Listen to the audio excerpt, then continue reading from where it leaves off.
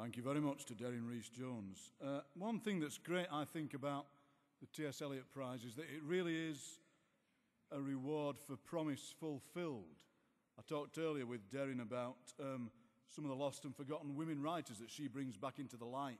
And you look through any magazine from years ago, you see all these poets who maybe were there with promise and then simply faded away. And Paul Farley, who we're about to hear, burst on the scene with such promise with his book, The Boy from the Chemist is Here to See You, a long time ago, 1998. And Paul now, as for a few years, has really triumphantly fulfilled that promise. His latest book, The Dark Film, is such a wonderful fulfillment of that promise. And I think the reason it is that Paul really does understand that mixture of high and low culture. Some poets pretend they do, some poets try to, but they end up being like curates going to a youth club with a Take That LP under their arms. And Paul's not like that. Paul understands that juxtaposition of high and low culture. You find Quality Street rappers in his books. You find Peter O'Sullivan. You find milk floats. And all of them are shining with poetry. Paul Farley.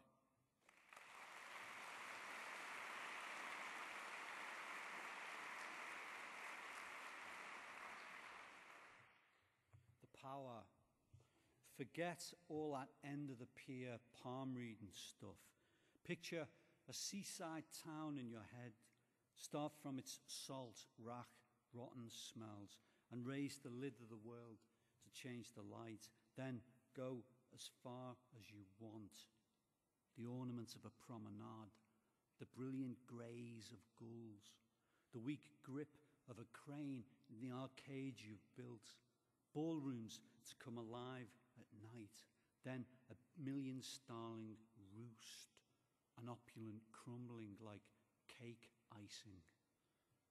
Now bring it down in the kind of fire that flows along ceilings, that knows the spectral blues, that always starts in donut fryers or boardwalk kindling in the dead hour before dawn, that leaves pilings marooned by mindless tides, that sends a plume of black smoke high enough to stain the halls of clouds.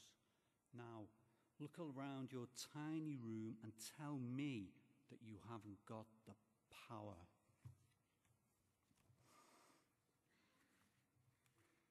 The last time I did a reading, I was on between the choir singers and the cake raffle.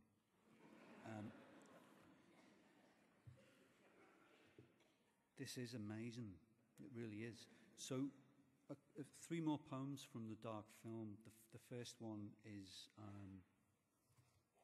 a poem from the landscape of childhood, and is about, I suppose, these people, these big, unpredictable people who you're surrounded by, adults. I'd look up to them looming on street corners or down on them at night through my bedroom blinds, crashing home from the Labour Club, mad drunk. After a while, I decided they must be unhappy. And this didn't tally at all with my view of their world.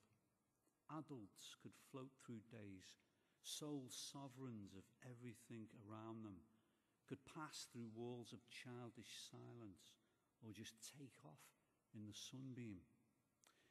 So why did I find them at home time, slumped in their chairs or throwing their tea up the wall? Why did they cry on their own downstairs with the whole house listening in, or plead softly to people who weren't even there? You think you know all the answers at that age. You can't wait to grow up and sort them out, then go to live in Mayfair or Singapore, wear a smoking jacket and drink gin slings all day like real writers do.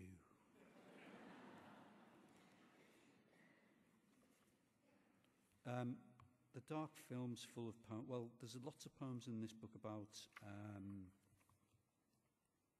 looking and the drama of looking, being looked at, being overlooked, and so on and so forth. So I'll read a poem that's explicitly, I think about that. It's called Google Earth.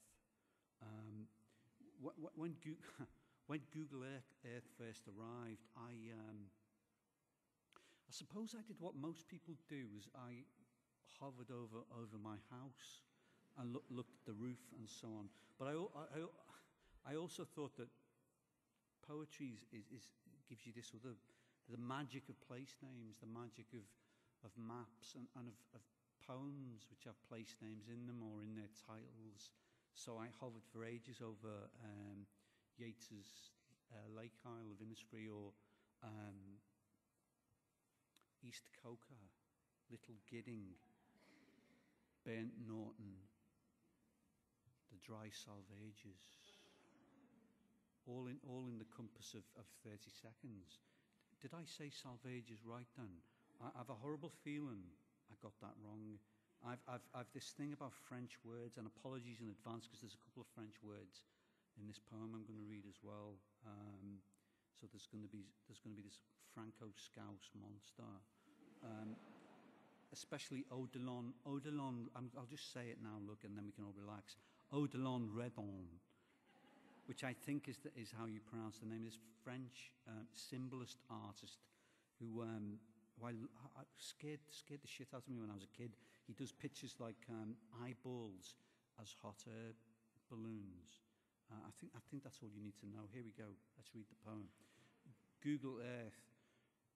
Now I'm a hand setting the globe to spin, finding a country, starting to zoom in.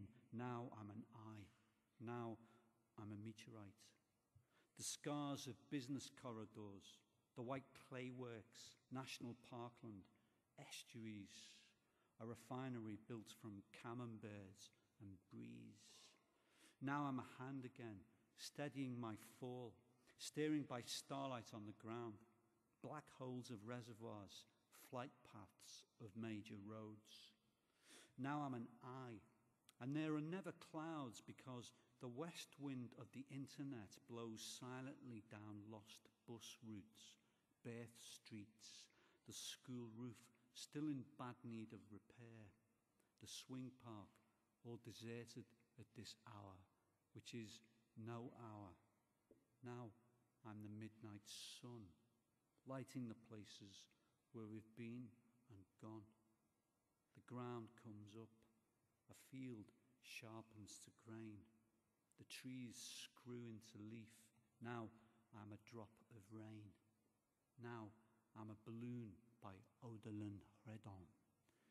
And now my chute snags up on power lines. If we looked outside, eyeballs might block the sun. Even above the lake isles of Loch Gill, Addlestrop's dismantled barrow, a hill on the road north of Poughkeepsie, there are eyes. Now all the world's a drop zone of the mind. And if I could finish with a poem, seeing as we're in the Royal Festival Hall, and seeing as we're being tweeted from the Royal Box, somebody told me earlier, I point over there as if I know where I'm pointing to. I have no idea where the Royal Box is. But I believe we're being tweeted from the Royal Box. And thank you, like just about everybody has said, this is amazing. Thank you all for coming. And it's an honor to read with these other writers. The Queen. We have a queen. We're living in a queendom. This country has its best times under queens. She brings out all the bunting and the courtiers, the peaceful demo and the strange headgear. She is a 50s queen in black and white, moving through the Commonwealth in newsreel. A 60s queen with a sister in the Bahamas. A 70s queen with a safety pin through her nose. An 80s queen eclipsed by a princess. A 90s queen advised not to lose touch. And I've never known anything different. She runs the House of Windsor as the Firm. If we work at it, the word queen will abrade to something strong and round and made of stone. She does the regal wave from helicopters. Her wrist orbits a well-worn ball and sockets. On aerial view, she is a great authority. The landfill and the scars, the motorways, the shrunken hunting grounds, the sea drawn back to reveal the tidal extent of her realm.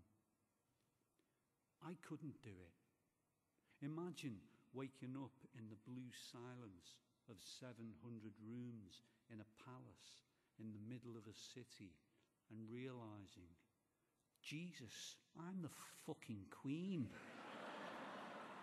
Thank you.